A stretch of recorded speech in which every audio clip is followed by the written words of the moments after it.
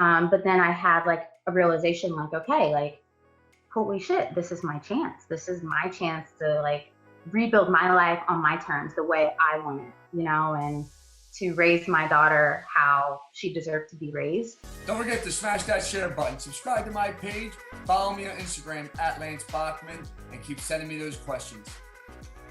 Welcome to the Lines, and I'm Lance Bachman. Today we have Jamie Colleen, aka Bad MMAma Professional MMA fighter, lifestyle, and social influencer. Jamie, welcome to the show. So thank you for being on. Thank you so much for having me. Please tell our viewers about you, because a lot of them are going to know who you are. And some don't. So tell them. Yeah, so thank you so much. So I am a professional MMA fighter. I'm a domestic violence advocate. And when we're not in social distancing, I teach self-defense classes as well. Full transparency, me and you met actually through social media. You reached out to me about digital marketing and that's how we started talking. And someone came to me and said, hey, do you know who she is? I'm like, no.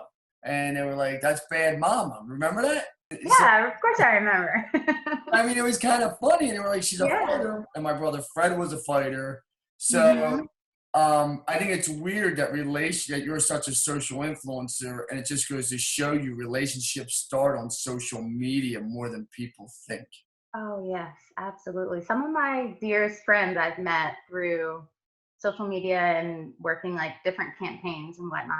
So your followers, and you have a ton on Instagram, Facebook, all over the social media platforms, but the majority are female based, a big percentage of them, but yet you still have men DMing and PAing you saying that resonates with me. I understand that. So you're not just advocating for women, you're also educating men. Is that accurate? Yeah, absolutely. And I'm happy to do that. I welcome any and all walks of life. It brings me a lot of joy. And actually, it's sort of, if I can touch people in a way that they personally reach out to me and want to either thank me or ask me more questions about something, or if they just need to vent to somebody about something, it means a lot to me. And it really is sort of like solidifies why I do what I do. It's just to reach people and help them, and to be a voice. MMA fighters don't make a lot of money in the very beginning of it.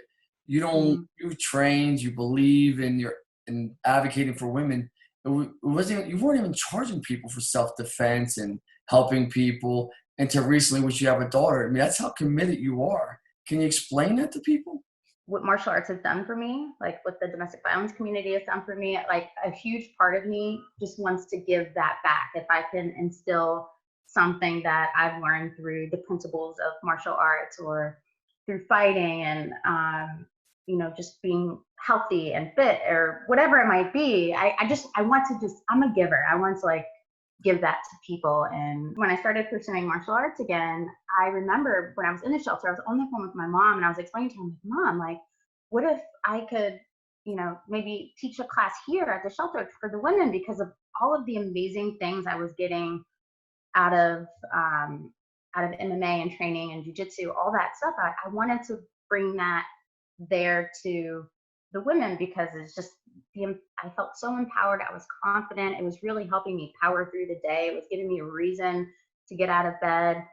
And my mom's like, listen, I understand where you're coming from. She's like, but I can't believe you're in a position where you are and you're still thinking about helping other people. So I think I've always been a nurturer. I've always just wanted to help. But actually 2 years after we transitioned from the shelter, that was my first connection back to Women Against Abuse, who I work for now. I brought that idea to them. And so I was teaching volunteering my time to teach a self-defense, boot camp. And it was like a fitness. It was really cool. And the women, they loved it. And so, yeah, we did that for a couple years. What was that experience like, to have your daughter in a shelter with you because you were in an abusive relationship? Has that changed you forever? Yes. Yeah, it was definitely hard. It was it was my lowest point of my life. And I think regardless of where we were, in a shelter, homeless, whatever, because before we went to the shelter, we were homeless, nowhere to go, hotels, wherever we could, find a safe place to sleep. Um, it was definitely hard, but something in me, like when we got to the shelter, I just had a complete breakdown. But then I had like a realization, like, okay, like, holy shit, this is my chance. This is my chance to like rebuild my life on my terms, the way I want it, and to raise my daughter how she deserved to be raised. And that sort of just like lit a fire underneath me. But it wasn't easy. It was the hardest thing in the world, especially when it came to forgiveness and forgiving my ex. But I didn't forgive him to say, okay, well, it's okay, I forgive you. No, I forgave so that I could let go of just any like negativity or bitterness I was harboring, like in order for me to let that go and move forward and to be the person that my daughter needed. Yeah, I had to let that go. Yeah. Your energy is contagious. You're always positive. You remind me of my sister Janine. She's the ultimate giver. You're the ultimate Wow. giver. As I've gotten to know you, it's a special quality to have, and Mhm. I commend you for that. Oh, With that thank you. being said, you built this amazing social influence. You're changing people's lives. What is that experience? Are people walking up to you when they see you out in public? Are people coming thanking you? I know how many DM and PMs I get, and I know you're a lot bigger of a stage for advocating. So, what's that like?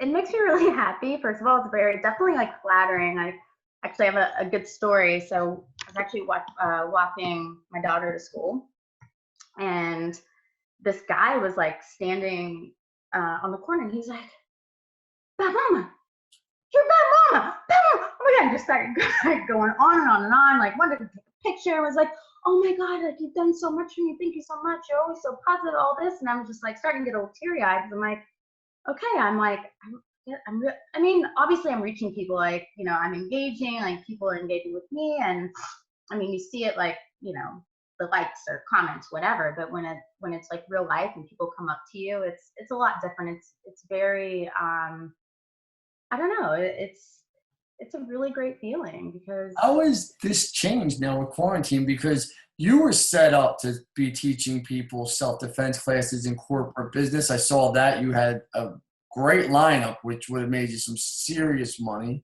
You had a serious lineup of doing camps and things like that over the summertime. I mean, that's all pretty much been put on hold, correct?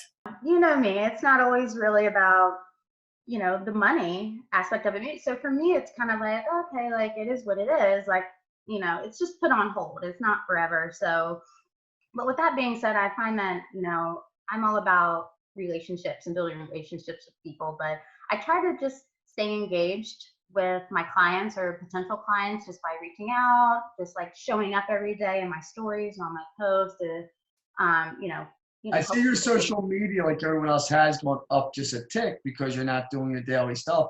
But I also was told, I think you told me last month that you were doing privates, or when we spoke a few weeks ago, we were chatting. You said you're still doing privates, correct? By teleconferencing, are you still doing that? Yeah. So I do. I provide some home workouts for clients, and I provide like free Facebook groups, like accountability groups, and things like that. So that definitely helps people stay on track and keeps them motivated. Well, thank you for being on. I do appreciate it. I know I took up more time than I was supposed to.